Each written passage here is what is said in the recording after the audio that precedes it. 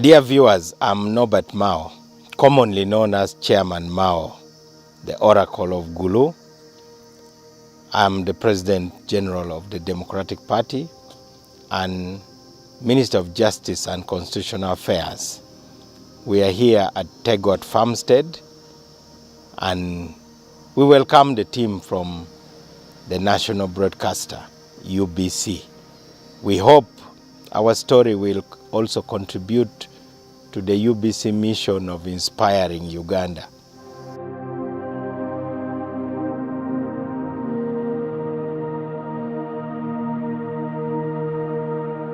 This place is near a place called Got Atoll, which is Atoll Hills. So Tegot means mountainside. You can even call it hillside because we don't have really big mountains here. We are not exactly on the foothills of Atoll Hills, but we are very near and we are on the road. So we got the name and gave our farm Tegot Farmstead. We call it a farmstead because it's not as big as many of the farms are. It's a farmstead because it is the biggest small farm in this area. Actually, the biggest asset in here are the shea butter. Oh. The shea butter trees have been preserved there.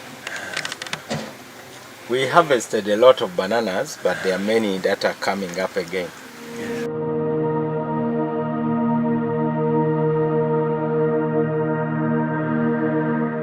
In 2008,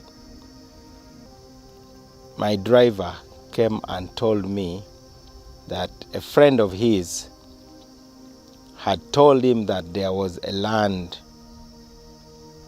piece of land available for sale in this area, which is now in Unyama sub-county, about 12 kilometers east of Gulu City. So I came and had a look. I learned about the ownership of the land because this is not where my family comes from. My family comes from Lacho, which is within the city, and then our rural home is in Powell in Bana, almost 100 kilometers in Amuro district. I liked the land. It appeared far and the war had not yet really ended. There were still unsafe areas. So I met the family and we agreed. They were selling this land in order to pay what is called blood compensation, Cholukuo, or among the Banyankole, I think it is called Okukaraba. The family had resolved that they needed to sell 40 acres. And that in our culture is a genuine reason for selling land. So we negotiated and they gave me an offer which I accepted. The whole 40 acres was sold in 2008 at 12 million shillings. I had 3 million shillings on my account, and then I went to Centenary Bank and spoke to the manager called Baden Powell Obote. And I told him I needed 9 million shillings and I would pay back from my salary as LC5 chairman, which position I held at that time. So I paid for this land in full and the agreement was signed along the road. And my plan was that I would build a country home here and have a small farm here. I then went to the leaders of the Ministry of Works to request for heavy machines. I told them I needed to build a road around the farm and that I needed to clear about 15 acres so that I could then bring a tractor and grow some crops. Engineer Karani, the head of the Ministry of Works regional office in Gulu, told me he could give me a couple of days, but I would have to buy fuel and that I would also have to pay the operators. I requested for a wheel loader to get maram, which would be used to make sure the road around the farm is compacted with maram. I requested for a tipper lorry to carry the maram. I requested for a compactor to compact the maram. I requested for a grader to grade the maram and the road. I requested for a bulldozer to clear the bush and uproot the trees. And the machines were delivered. I had to pay for a low loader to bring the bulldozer and the compactor. So we opened 15 acres. We bush cleared it, as they say.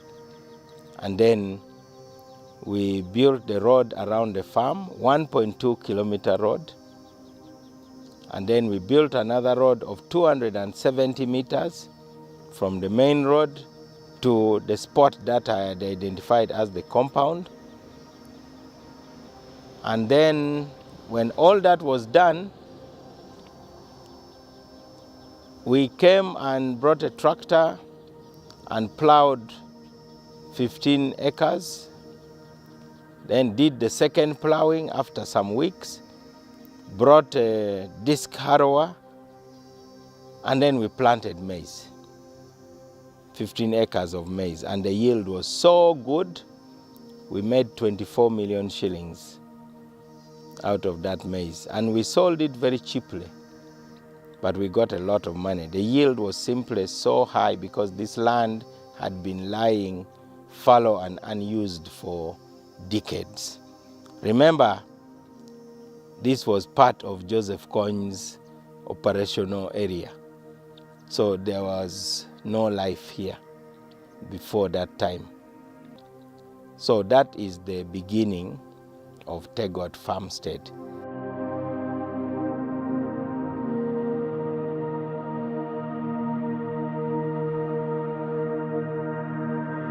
After some time, Watoto Church came to Gulu and we welcomed them. They needed a place to train some women about farming. At that time, I was too busy with politics. So I told them, you are welcome to use my land. After all, I had a grass-thatched hut here. I had a pit latrine. So I told them, you are welcome to use the land. You don't need to rent it. But I hope you'll be kind enough to help me uproot the remaining trees. So for more than 3 years, close to 4 years, they were here. They used the land for training women on farming. I think they were growing some crops here like soya beans, and they uprooted. They actually cleared the land. When they handed the land back to me, I then went back into growing soya.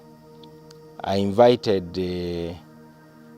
a good comrade with whom we had been in our politics, a businessman from Gulu called Ojok, and requested him to come and live here. And I told him, please, you are not my employee because I can't afford to pay you, but you will have the responsibility to keep this land, and you also can grow whatever crops you want. And it was disorganized. We would grow soya on one part, we grow maize on one part, we grow the peas, what we call la pena, on one side. Sometimes we would try rice, sometimes we would grow cassava in a kind of chaotic fashion. Sometimes we would make money by growing soya. Sometimes we would make big losses. One time, because of poor post-harvest handling, we lost a whole container of soya beans, which would have given us more than 40 million if we had handled it well.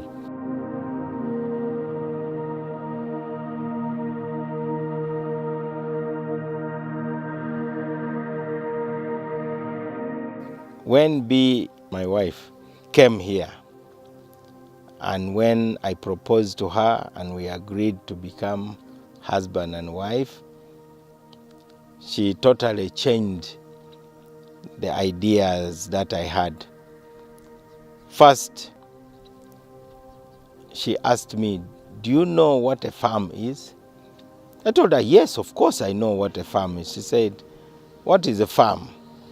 I must have mumbled something about crops and animals and so on. But then she told me a farm is a collection of gardens. Right now, is there really any organized garden that you see, whose acreage you know? And indeed, there was none. So she said, now I want to devote myself to developing a farm with you. And she started by growing 1 acre of passion fruit.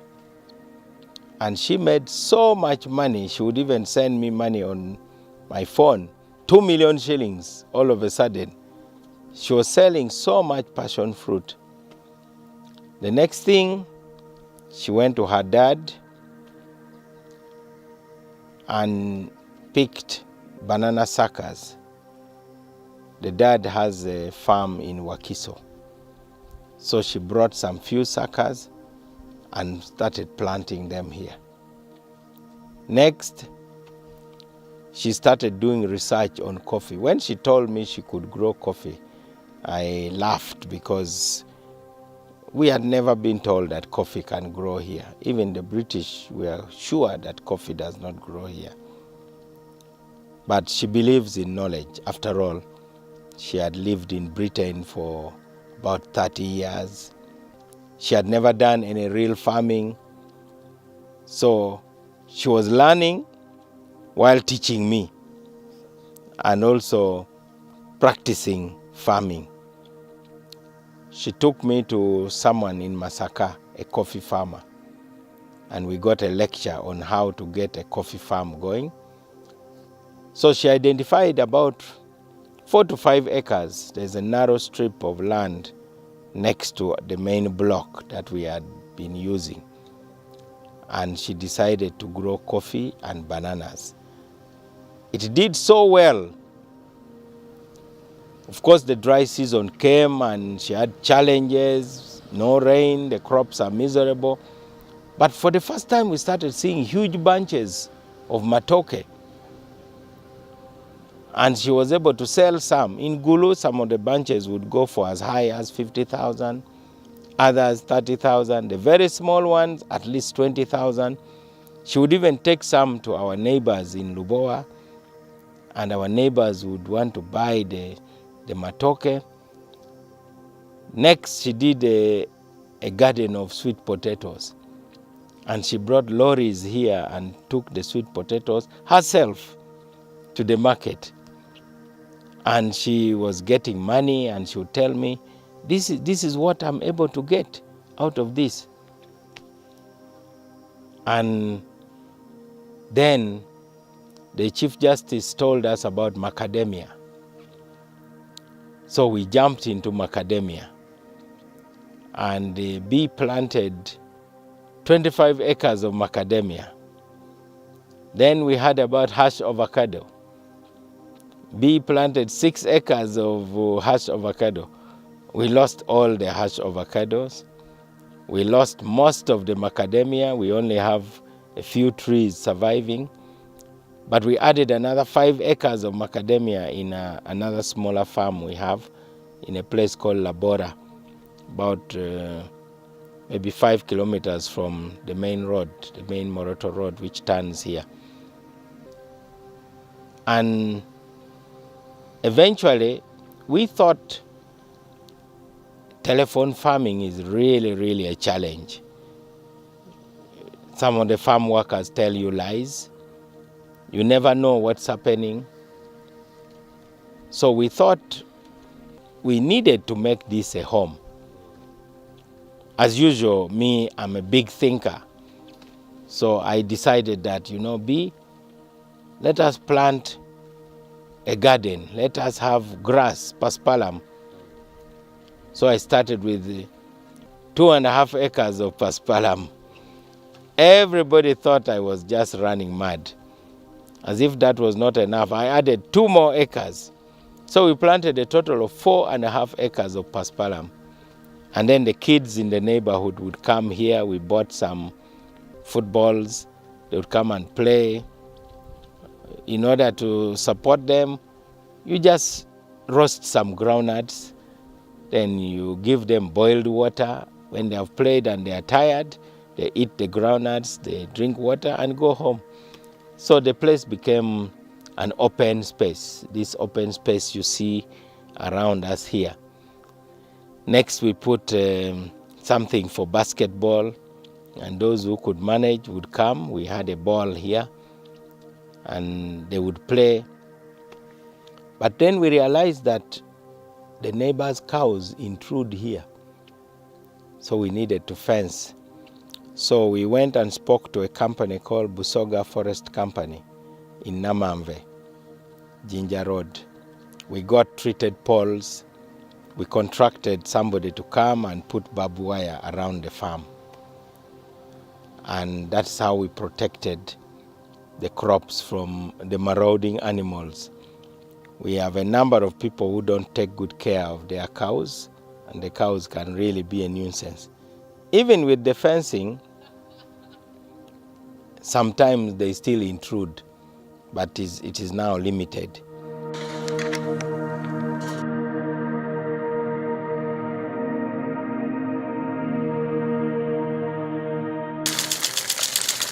A small patch of only 1.2 acres, it's possible to irrigate it using this kind of sprinkler. But the ideal would have been the drip irrigation.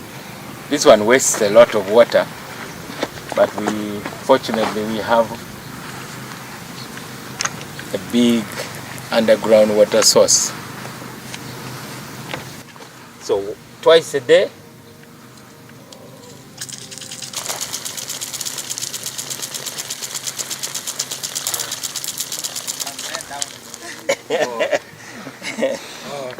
the pawpaws, we have got lime, we have got lemon, we have got tamarind, we have got sour sop. Others I don't even know them. There's one they call dragon. We are still doing an experiment. But the key is to have good management. This is where the passion fruit was first. Now, in order to irrigate the rest of the land, we have got to raise 40,000 liters more. So we hope the contractor will come at the end of this week and raise these tanks. Then we can irrigate more than 25 acres using drip irrigation. So we have done some experiments. One day, Bee wrote some ideas and she called it Coffee Plus.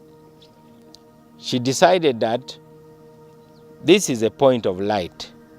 And as the Bible says, let your light shine. That let this light of Tegot Farmstead shine in the whole of Unyama sub-county. And she told me, I cannot work in the whole of Acholi, but at least I'll make a difference in Unyama sub-county. And I hope people will understand that I want to make a difference in Unyama sub-county. So she approached 15 neighbors and told them, please have at least 1 acre of coffee. And I think at least maybe 7 families have so far started small coffee farms. They get even banana suckers from her garden. Then she decided that she should invite some people to come, starting with the neighbors. So the neighbors came here. There were over 200. And they sat under the trees here. We have some shades. So she talked to them. I went and bought a flip chart from Kampala. I brought it. And I told her, now you are the teacher. What makes you a teacher? Your knowledge and experience. You have made mistakes. You have been learning. Now you are in a position to teach. You may have a professor in a university teaching people about coffee, and he doesn't even have 1 plant of coffee. You have an opportunity to teach people to learn by doing. When you are talking about the measurements of coffee, the size of the pits, how long cow dung should take in the pits, you are talking from experience because you have done it and you know it. The aim is not to give these people certificates to hang on their walls. Your certificate should be your garden. So when we are appreciating people, we do not appreciate you with a piece of paper that you have now attended. We believe in applied knowledge, and that is B's hands-on approach. Because B worked for many years in Microsoft at a time when computer technology was just being popularized around the world. And she would drive all over England trying to promote the new technologies of Microsoft. So she learned what you would call field operations, because you must go where life is happening. So B would invite them and walk around her gardens with them. Sometimes, of course, she brings people from far. One time she brought people from Pachilo. Pachilo is in Atiak on the way to the Sudan border. She needed to bring about 70 people, and she needed transport. So I told her, all these schools and even Gulu University, they have buses that are always packed. Why don't we use these resources and share them? So I called the university administration and I asked them to lend her the bus for a day. And they did. She put fuel, paid the driver, and the bus went and brought the community leaders here. She put up a small tent and she cooked the food herself, and everybody ate. She facilitated the meeting. They visited the farms, and people went back convinced that it is possible to grow coffee in Acholi and that it is possible to have bananas in Acholi. You just have to make it a habit and create a routine for taking care of your farm. There is a hazard promoted by government.